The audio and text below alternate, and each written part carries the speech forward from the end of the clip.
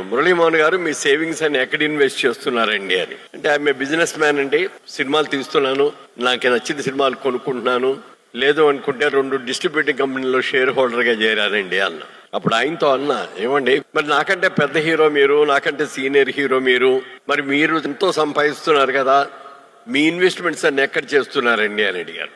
అప్పుడు ఆయన ఒకే ఒక్క మాట చెప్పాడు, మురళీమోహన్ గారు ఈ ప్రపంచంలో 3 సముద్రమే ఉందండి, కేవలం 1 మాత్రమే ల్యాండ్ ఉంది.